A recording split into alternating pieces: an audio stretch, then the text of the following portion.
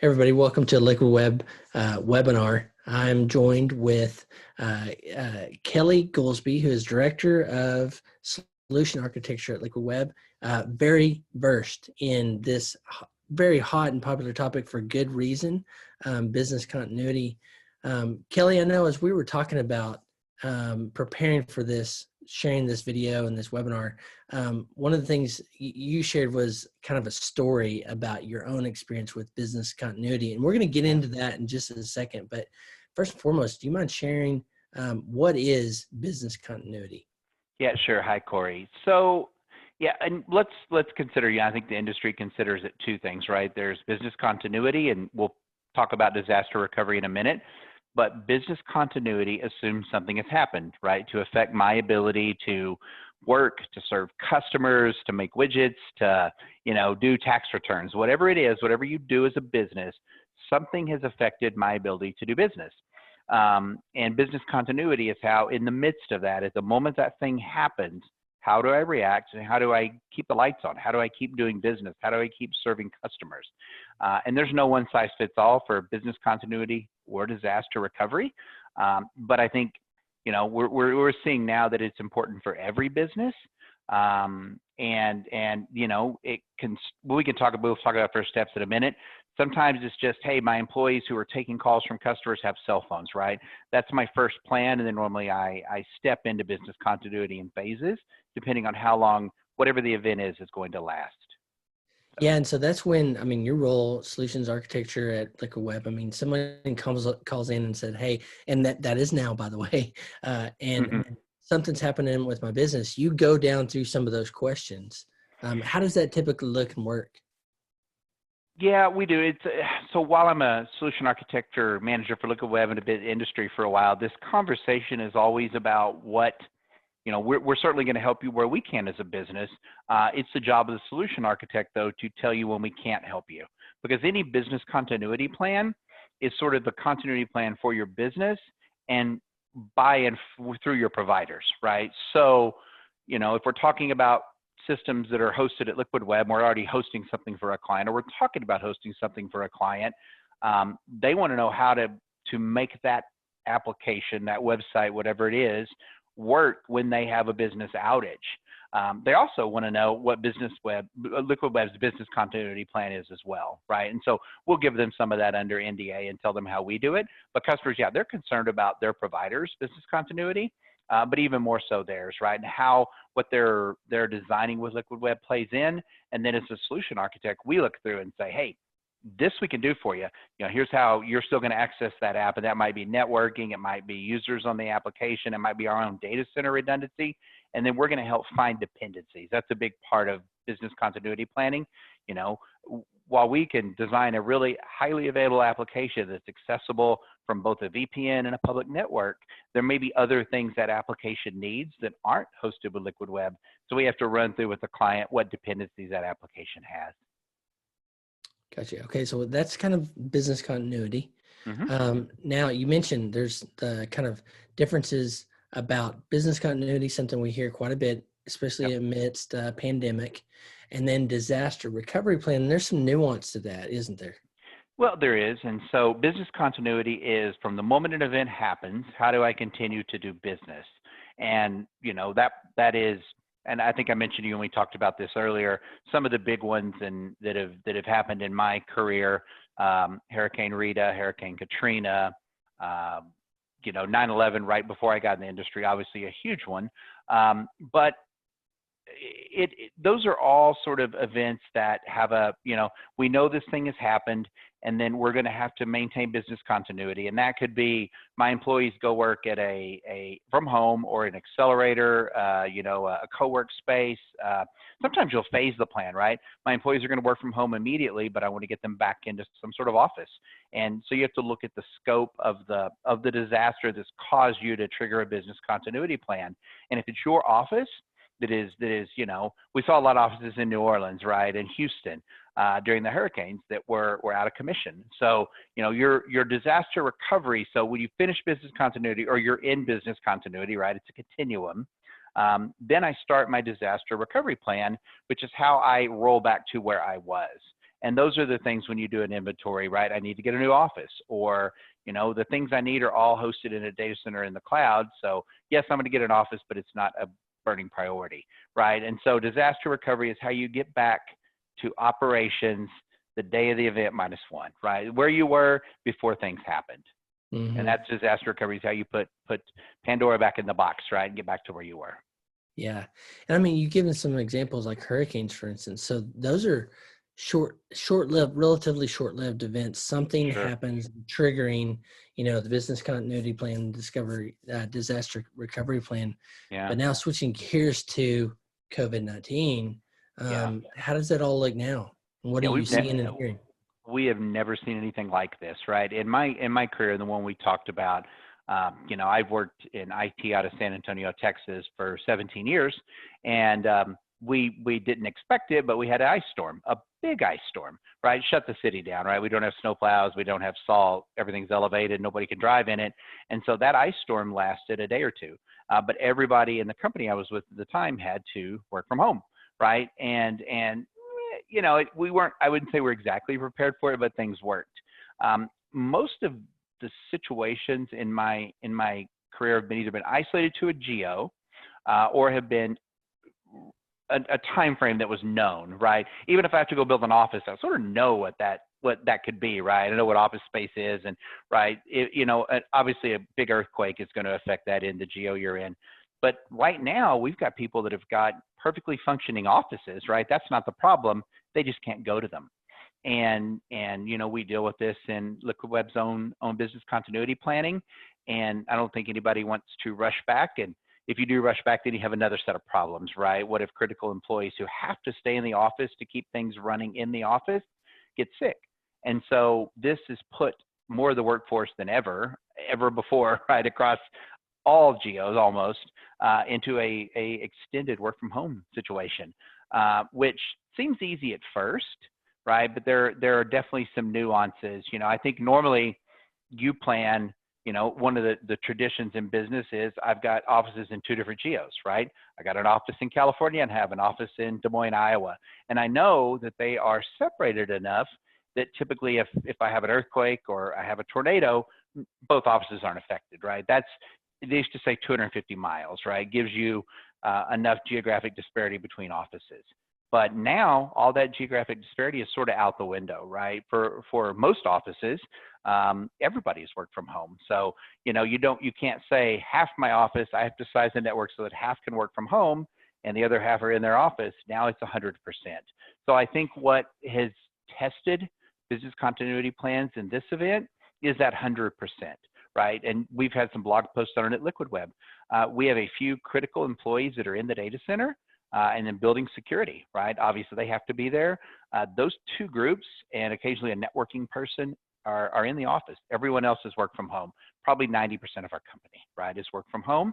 And so then everything is different, right? I'm not just going and triaging while we're in a disaster. I'm doing my normal workflow. I'm accessing all the systems I did before at the same or even greater capacity. That's the other interesting thing. I used to say, I know these things aren't ever going to be at capacity because people are on the road, people are traveling, all that's ground to a halt, right? So, and I'm assuming the same for a lot of other businesses, that every user is full peak workload on systems from home, right? So you have to size for that. And most companies that I know in my time doing this would always size business continuity or DR solutions for either a shorter period or less traffic. And so now, obviously you have to test for almost 100% of your traffic to hit systems, especially internal. It's almost, as you explained that, Kelly, I was just thinking that this is the event that you would perhaps plan for the business, when you were thinking Right. about it in the future, like it's unparalleled in my lifetime for sure. Yeah, and if you can weather this, everything else should be a less duration. Right? You still plan for the big DR. I mean, it's the the level F5 tornado or the earthquake, right? Those are very different types of things.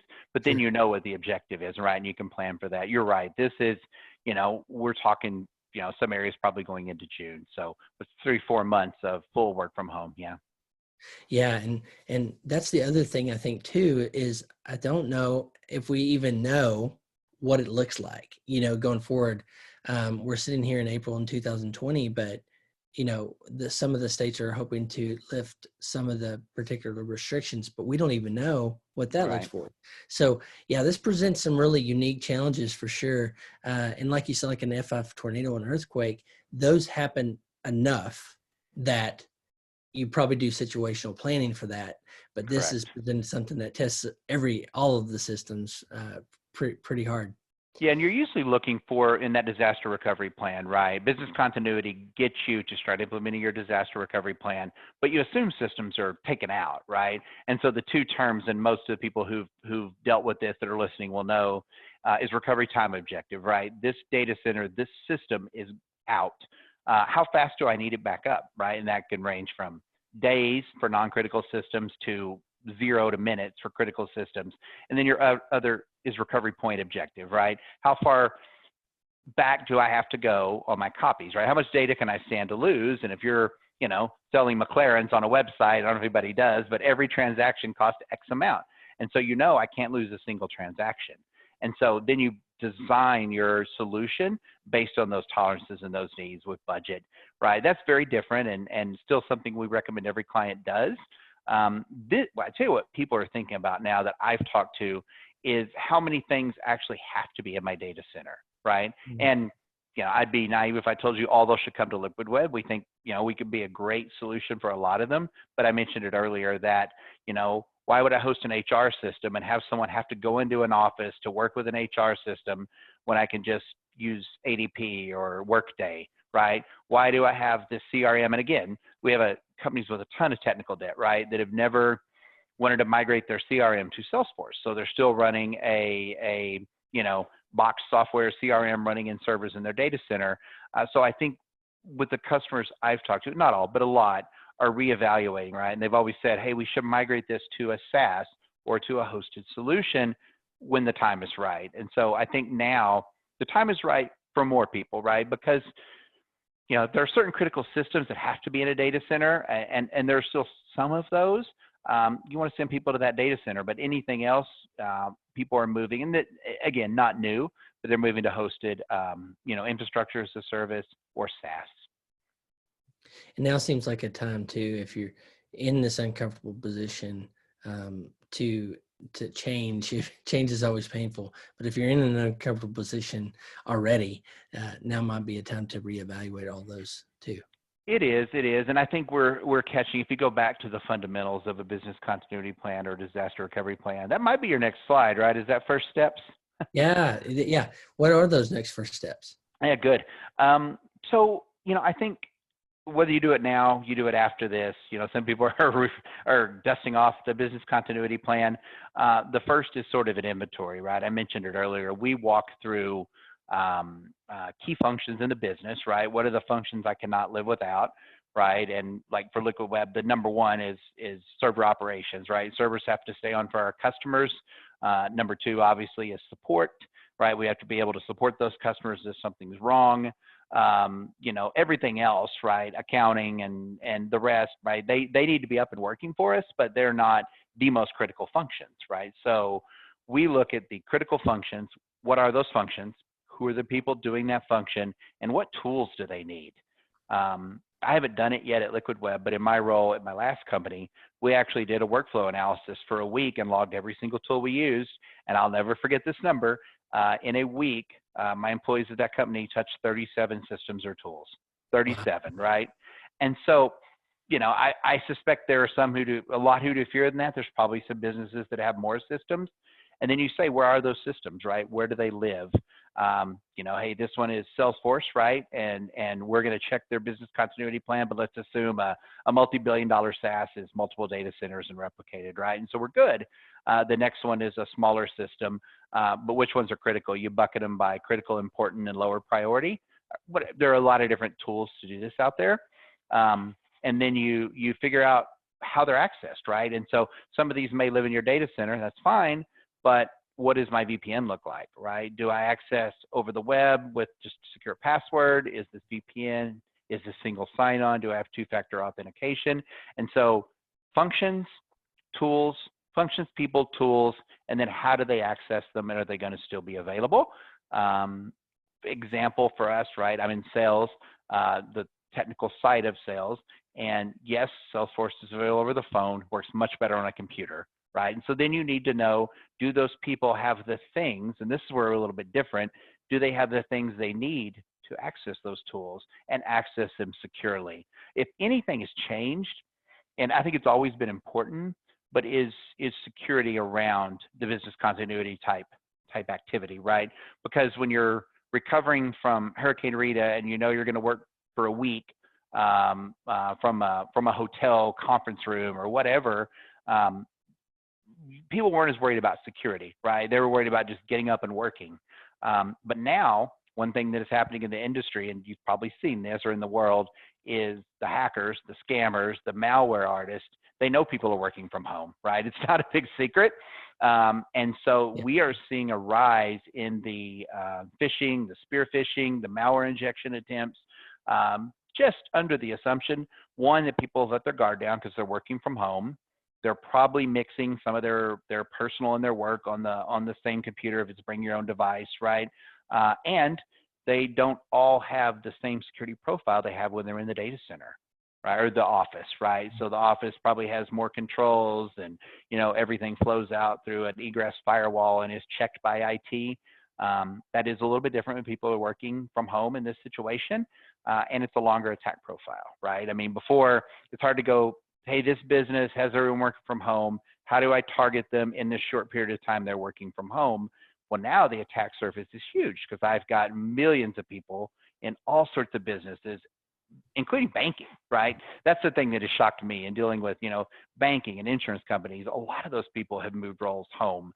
And so, yeah, it's obviously we can't have our corporate IT security guy coming in and securing our home network. So you're using VPN, Right. you're using two-factor, and most companies are doing that, right? But there are certainly holes out there. And so that's what's a lot different now in my estimation. I think that's such a key topic and to present and share, because security is non-negotiable nowadays. But like you said, in the midst of some of this disruption, we might, not out of conscious negligence, but just find ourselves in some vulnerable positions. Sure. Yeah, absolutely. All right, Kelly. So next thing I want to ask is, so we talked about first steps, like getting in and seeing what are all the systems, and like 30 plus, 35 plus you talked about. Like, that's amazing. If we just do that exercise, that's going to be pretty enlightening for most of our organizations. The next is some tips. So how do we go about doing this and adequately doing it, and thinking about all the different angles? I mean, you've just presented a big one, which is security. So your thoughts on how to approach this? Yeah, I think that inventory, right, start today, right, and start with your most critical functions, right? What's the most critical to your business, and what can't you live without? And what is the sort of minimum viable footprint, right? What is the minimum if this happened tomorrow, or let's say we all go back to the office June 1st, and God forbid there's another, we keep hearing this virus will come back in the winter, right? So I think a lot of organizations are going to be planning for that. So what do I have to have? And so I think biting off enough of the apple, that's sort of the first tip, right? What do I have to have? Because you can't go from zero to complete instantly, right? So what's the minimum viable product that I need to get to have business continuity? What would be easier to not re-architect and just move to a SaaS is sort of my second. So where can someone else help me, right? Where do I want to bring a vendor in, whether that's Liquid Web, like I said, or any of the mini SaaSes, or, if you have the resources, there are professional services companies that'll help you plan all this out. The next tip is test, right? As soon as you get something out, let's go and test it, right? I know a couple organizations here, when they knew this was coming in late February, early March, they did a full work from home day, right? Let's everybody go home and work.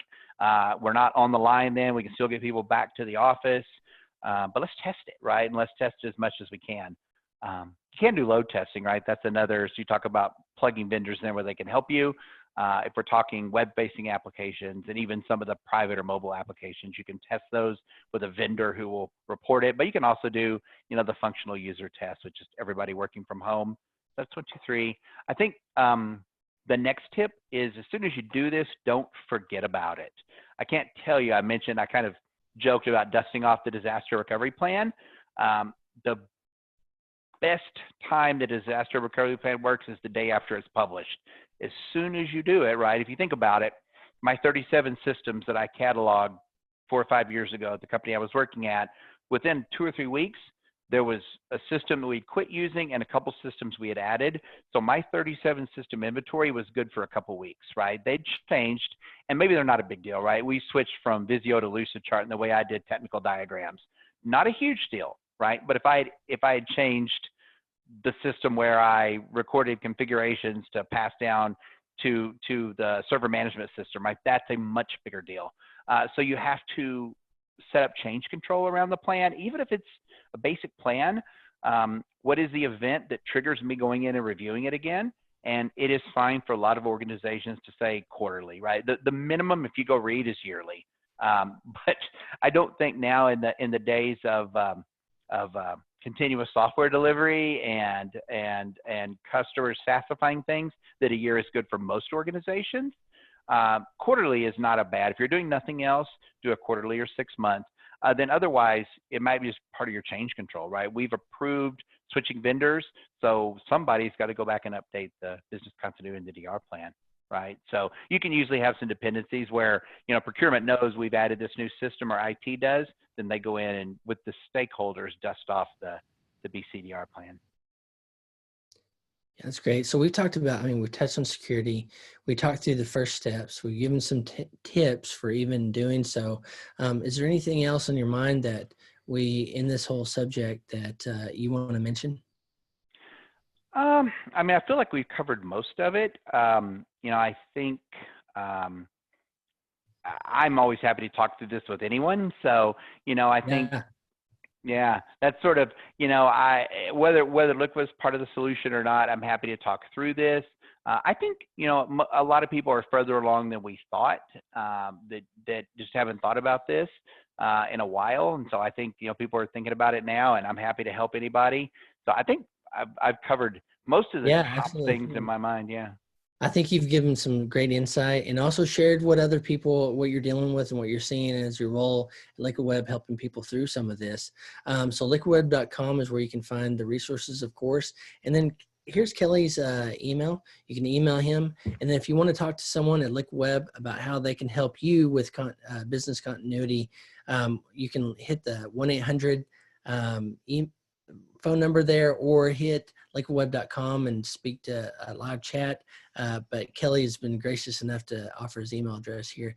Thanks so much, Kelly, for helping out. This is a critical subject at a critical time, and I think it's valuable information to share with the community. Great. Thanks, Corey. I appreciate it.